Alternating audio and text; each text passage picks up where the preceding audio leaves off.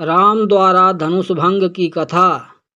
लक्ष्मण को अत्यंत क्रोधित एवं आवेश में देखकर राम ने संकेत से उन्हें अपने स्थान पर बैठ जाने का निर्देश दिया और गुरु विश्वामित्र की ओर देखने लगे, मानो पूछ रहे हों कि वर्तमान परिस्थिति में मुझे क्या करना चाहिए। विश्वामित्र ने कहा, वत्स, लक्ष्मण ने सूर्यकुल की जिस मर्यादा एवं गौरव का वर्णन किया है वह सत्य है। अब तुम धनुष पर प्रत्यंचा चढ़ाकर लक्ष्मण के वचन को सिद्ध करके दिखाओ। गुरु की आज्ञा पाकर रामचंद्र जी मंद गति से पग बढ़ाते हुए शिव जी के धनुष के पास पहुँचे। राम को धनुष की ओर जाते देख सीता और उनकी सखियां तथा जनकपुरी के समस्त दर्शक गण अत्यंत प्रसन्न हुए, किंतु उनकी प्रसन्नता को संशय ने घेर लिया। वे सोचने लगे कि जब विश्वविख्यात शक्तिशाली राजा और राजकुमार इस शिव जी के धनुष को हिला नहीं सके, तो राम जैसे सुकुमार किशोर धनुष की प्रत्यंचा चढ़ाने में कैसे सफल हो सकेंगे। सीता भी मन ही मन परमात्मा से प्रार्थना करने लगी कि हे सर्वशक्तिमान, इन्हें इनके उद्देश्य में सफलता प्रदान करने की दया कीजिए। मेरा हृदय भी इनकी ओर आकर्षित हो गया है, अतः इसकी लाज भी आपको ही रखनी है।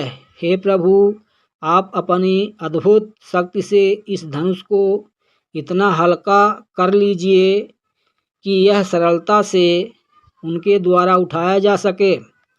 धनुष के पास पहुंचकर राम ने धनुष को बीच से पकड़कर सरलता के साथ उठा लिया और खेल ही खेल में उस पर प्रत्यंचा चढ़ा दी।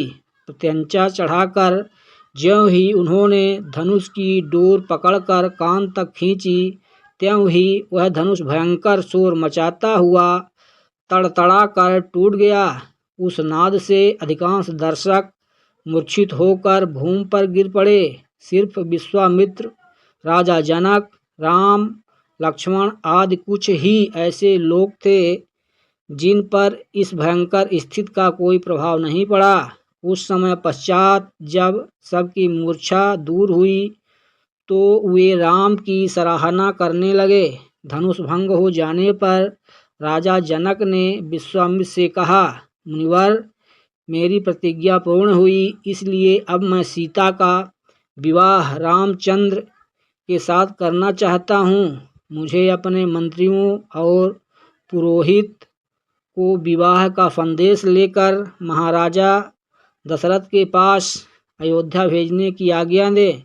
विश्वामित्र प्रसन्न होकर बोले, राजन, अब ऐसा ही करना उचित है। अपने मंत्रियों को यह भी आदेश दे दीजिए कि वे राजा दशरथ को संदेश भिजवा दें कि दोनों राजकुमार कुशल पूर्वक यहाँ पहुँच गए हैं।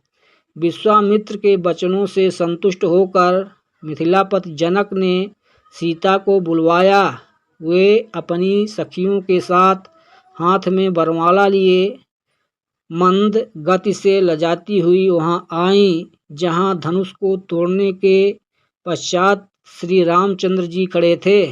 सखियों ने मंगल गान प्रारंभ किया और लज्जा, संकोच एवं हर्ष के भावों से परिपूर्ण सीता जी ने धीरे से श्री राम के गले में वरमाला डाल दी और चारों ओर शंखनाद होने लगा। दोस्तों, बोलो रामचंद्र जी की जय।